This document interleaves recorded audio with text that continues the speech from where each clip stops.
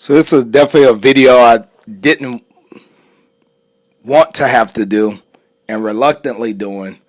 But how did my 2-0 Saints become 2-5 after losing 5 games in a row?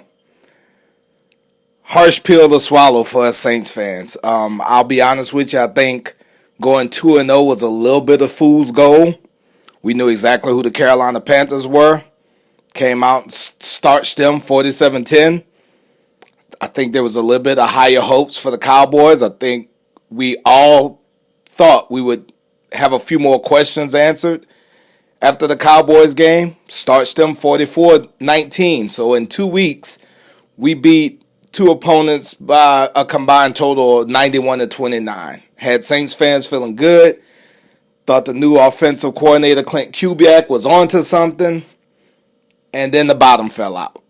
And the reason I say it's a little bit of fool's gold because I don't know if the Cowboys is as good as anticipated or expected. They're a 3-3 team, kind of a middle of the pack team as well in a bad division. And I don't know. I think we thought a few more questions would get answered, and I don't know if we got those answers because every team, with the exception of the Denver Broncos, I believe, had winning records. The Eagles, at the time we lost to the Falcons, the Chiefs, obviously, who are still undefeated, and the Bucks at the time had a winning record. So with the exception of the Broncos, who I think was a 500 team, maybe a 2-3 team when they played us and defeated us, any team with a winning record we've lost to. And there's several factors that go into that. I personally don't talk a ton about officiating, refereeing, or injuries because it's week 7. Everyone's dealing with injuries. As you see, Chris Godwin and Mike Evans seems to be done for the year. Deshaun Watson's done for the year. Many players dealing with injuries. Many teams dealing with injuries at this course of the year. And besides that, I've always felt like officiating and injuries are part of the game that you can't control. So I focus on the things that can be controlled. I think it does hurt not to have Taysom Hill finish the Falcons game because he was on a roll, and historically the Falcons just can't stop Taysom Hill. But that's one game. The Broncos game was hard to watch. The Bucks game at times was hard to watch with the exception of the first half. Eagles game, all these games were hard to watch because for the most part, at some point during the game, honestly, with the exception of the Broncos game, they were winnable. And the thing that's frustrating and disappointing to me is we losing games. So for instance, you take the Eagles game, which started the 5-game losing streak. They had a fumble. Jalen Hurts lost a fumble. Jalen Hurts threw a pick to Honey Badger, Tyrann Mathieu in the end zone. They missed the field goal. We blocked a punt and got great field position. Yet, despite those stats, we're talking about a loss. Fast forward to the Bucks game. Baker Mayfield has 3 first-half interceptions. Raheem returns a punt for a touchdown. So you got defense and special teams working. Despite these stats, we're talking about a loss. I don't know how you fix it because I think the players have somewhat given up on this coach. And I'm talking about Dennis Allen, the head coach of the New Orleans Saints. What happened to the locker room celebrations after wins? What happened to the music playing? And, I remember Sean Payton, I believe, if I'm not mistaken, bringing Cam Jordan a broom when we swept the Falcons. And, they sweeping the floor. And how did the energy and the life get sucked out of that locker room by one person? And I'm sorry, I do. I think Dennis Allen somewhat sucked the life out of the team. There's no fun there. We just see guys playing football now. Alvin Kamara obviously is giving his all on Sundays, but there's a part of him to me that looks like he would rather be anywhere else on Sundays or Thursdays or Mondays or whatever night we're playing football than to be putting on a New Orleans Saints uniform. I think Spencer Rattler kind of got thrown to the wolves. It was expected. Derek Carr unexpectedly went down. I may have gone with Heiner, but hey, I get it. See what Spencer Rattler's made of. I thought we let go of some running backs during the preseason. That was having a hell of a preseason to keep Keandre Miller. I don't understand the love affair for Miller. He seems to always stay hurt. When he is healthy, he's somewhat productive, but he's not lighting the world on fire. I thought we had a few good running backs who looked very good in preseason, who we let go for a guy that started the season on injured reserve. So just a bunch of head-scratching things that the organization's done lately. I want to somewhat blame myself because since I went to the Eagles game live and in person, we haven't won since. So my superstitious side is saying I probably shouldn't have attended that game. But the time I had says I should have been there. And fast forward in a few weeks, it has nothing to do with me attending the Eagles game. We are a bad football team, and I don't see it getting better anytime soon.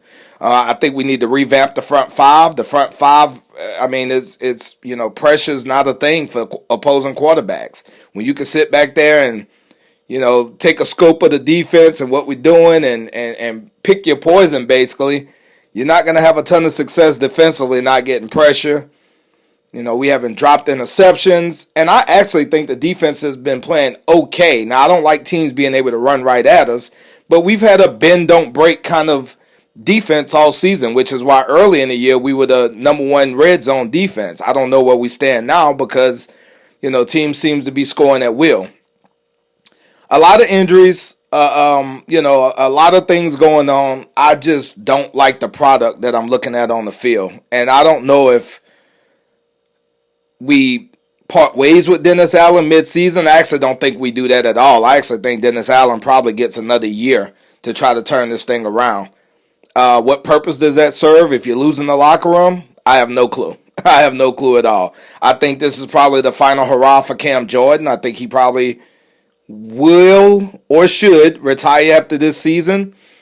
I saw AK, Alvin Kamara, saying he didn't demand a trade. He wants to finish his career here. That's to be seen. Taysom Hill's health is starting to become an issue because if you look at the last few years, a guy that was so durable, and look, with his style of football play, it's bound to happen. But the injuries are starting to pile up. We got Miller, who I mentioned earlier, is a running back from TCU who seems to not be able to stay healthy. Ryan Ramczyk, of course, never played a game this year and won't play a game this year. IR all season long before taking one snap, so that's a question mark. A lot of question marks, but I do think the early start was a little bit of fool's gold given the teams we were playing, the Panthers and Cowboys. Not only are the Panthers the worst team in the division, but they're easily the worst team in the league. So not saying it wasn't impressive putting up 40 points on them, not saying it wasn't impressive putting up 40-plus points on the Cowboys, but I think now we have a little bit of perspective of what both of those teams are, and it's fool's gold. It's fool's gold. They sold us a little bit of a wolf ticket. And now the kitchen is getting hot, and we've closed the oven door, man. It's bad. It's bad in New Orleans. And this just so happened is the year that the Super Bowl will be hosted in New Orleans. And I think our players will have a front row seat, but it won't be on the sidelines, unfortunately. I do see some bright spots. It's not all negative. There's some things that stand out to me. I do think we somewhat fight to the end. We stay in games with turnovers and great special teams play, like I mentioned against the Eagles, the block punt, forcing guys to miss field goals, ton of interceptions, with ball hawks when the ball's on the ground with fumbles. I just don't think we've been able to consistently convert that into enough. And it's getting hard to watch, man. It's getting tough. It's only going to get worse because as the season progresses, more injuries come along. I see we just signed Valdez-Scantling, a receiver who's, I guess you can call him somewhat of a journeyman now, to help out the receiver room with Shaheed being out for the rest of the season. Chris Olave, concussion seems to be an issue with him in the past few years. And we'll see if Valdez-Scantling can kind of ignite the receiver position. But not good, man. Not good. If you're a Saints fan, you cannot be happy with what direction we're going in, and you definitely can't be happy with what we're seeing on game day. Hopefully we can get this thing turned around. I am tired of battling with Carolina for the bottom of one of the worst divisions in football. It's time for a change, man. I'm not saying a complete overhaul, but it's definitely time for a change. Let me know what you think. Who Dat Nation?